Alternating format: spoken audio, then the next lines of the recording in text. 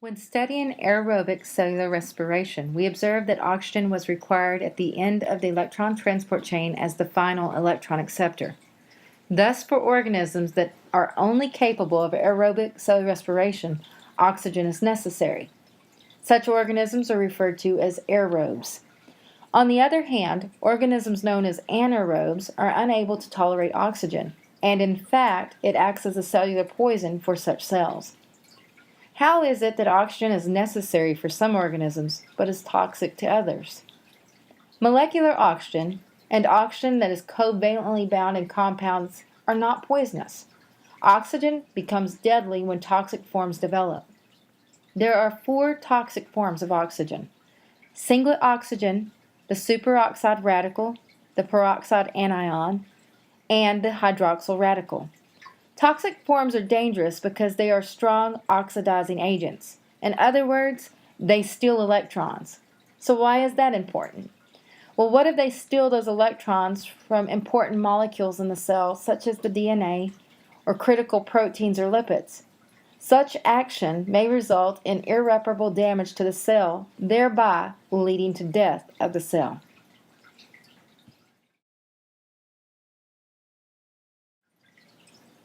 Let's briefly examine the 4 forms of toxic oxygen. The first is the singlet oxygen. This form is an oxygen with electrons boosted to a higher energy state.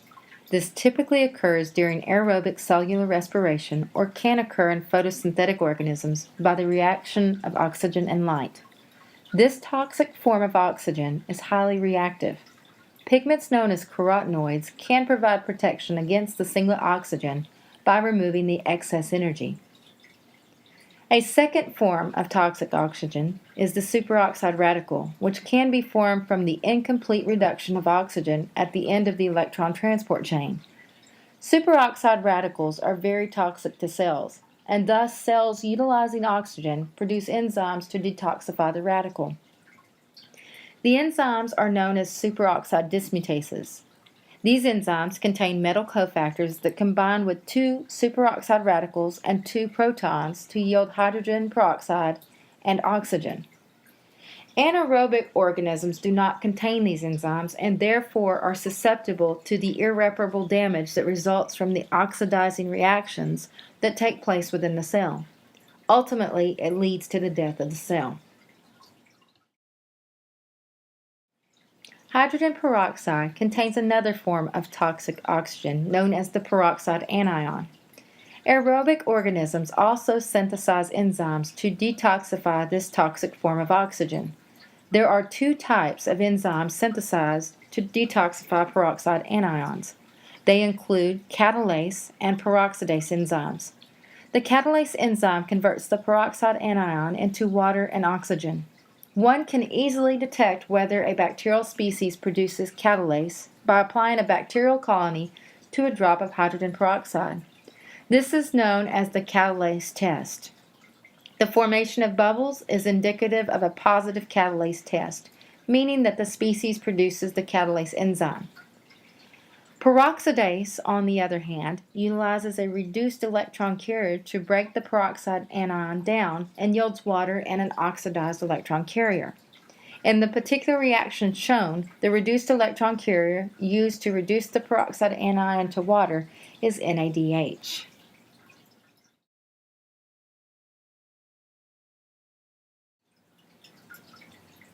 The 4th toxic form of oxygen is the hydroxyl radical. This is the most reactive form of the 4 and can result from the incomplete reduction of hydrogen peroxide. Due to the action of catalase and peroxidase, hydrogen peroxide does not accumulate in cells, and thus the threat of damage due to this toxic form of oxygen is eliminated. As we have seen, cells employ the use of carotenoids and the enzymes superoxide dismutase, catalase, and peroxidase to protect themselves against the toxic forms of oxygen. Another means of protection utilized by many cells are antioxidants, such as vitamins C and E, which provide electrons to reduce toxic forms of oxygen. Organisms can live at various concentrations of oxygen. However, be aware that if an organism is going to live in the presence of oxygen, it must produce the necessary enzymes to detoxify the toxic forms of oxygen. Strict aerobes can only grow in the presence of oxygen. They require oxygen as a final electron acceptor in their electron transport chains and do not run fermentation in its absence. These cells possess the necessary enzymes for detoxifying the various forms of toxic oxygen.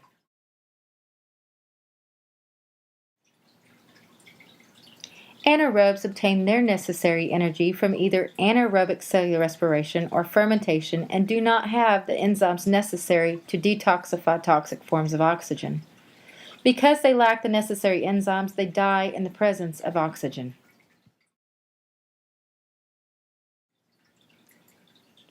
It is important as we look at the next term to break it apart. Let's look at facultative. Students new to microbiology like to link the term facultative to anaerobe and have a difficult time when they see it at a later point in the course associated with another term. According to the dictionary, the term facultative means occurring optionally in response to circumstances rather than by nature, or capable of but not restricted to a particular function or mode of life. With that out of the way, let's look at the term facultative anaerobe. If facultative means capable of but not restricted to, then these cells are capable of growth in anaerobic conditions but are not restricted to anaerobic environments. In fact, these types of cells actually prefer aerobic conditions and grow better in the presence of oxygen. In the presence of oxygen, such cells can utilize aerobic cellular respiration and in the absence of can carry out fermentation. Because fermentation has a lower energy yield per glucose molecule, growth is not going to be as abundant in the absence of oxygen as it will be when oxygen is present. Pay close attention to the image of the facultative anaerobe. Growth is shown to be its highest in regions of the test tube containing more oxygen and decreases as there is less oxygen. These organisms will have the necessary enzymes to detoxify toxic forms of oxygen. Aerotolerant anaerobes do not require oxygen for their metabolism, but are able to grow in the presence of oxygen because they synthesize the enzymes that allow them to detoxify toxic oxygen. Please notice in the image that their growth is not changed in the presence of oxygen. Again, this is because oxygen is not used in their metabolic processes. Our last group, the microaerophiles, are organisms that require oxygen for their metabolism, but are unable to tolerate the concentration of oxygen found in the atmosphere of 21%. These organisms have a limited ability to detoxify the toxic forms of oxygen, and therefore can only tolerate smaller concentrations of oxygen. Consider how a microaerophile would grow in a tube like the ones shown in this image.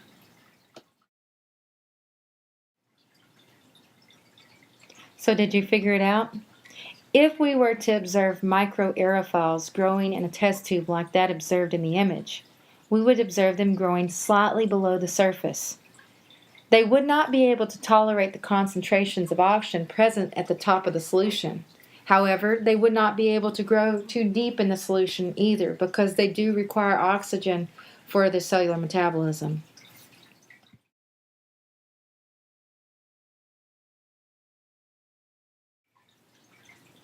Nitrogen is another important element required for microbial growth.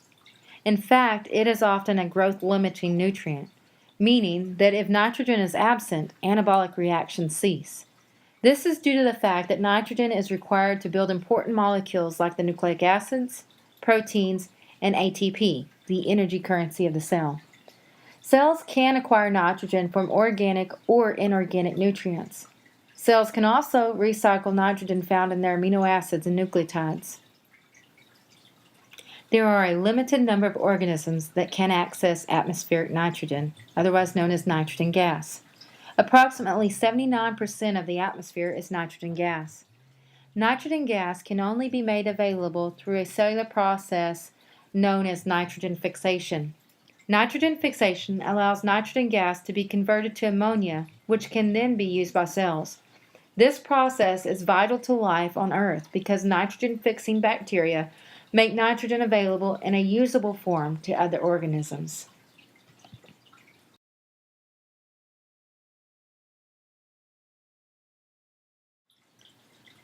More than 95% of the dry weight of a cell is composed of carbon, hydrogen, oxygen, and nitrogen. The remainder of the cell is composed of elements such as phosphorus, sulfur, manganese, copper, iron, and a few other elements. Phosphorus, like nitrogen, is a growth-limiting element.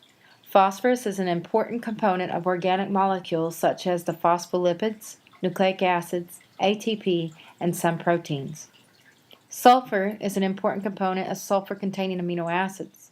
Sulfur groups can bind to one another to form disulfide bonds, which are critical in the tertiary structure of proteins and in vitamins. Other elements are referred to as trace elements because they are required in very small amounts. Some organisms are capable of synthesizing all the organic molecules needed for their cellular structures and metabolism from inorganic nutrients. Such organisms are lithotrophic photoautotrophs. Most organisms, however, must acquire small amounts of organic molecules that they themselves cannot synthesize. These molecules are referred to as growth factors. Growth factors include such molecules as vitamins and amino acids. Humans are an example of an organism that requires growth factors. We must acquire certain amino acids and vitamins in our diet because our cells do not have the biosynthetic pathways to synthesize them. Microorganisms that require growth factors are no different. Required growth factors must be acquired from their nutrition.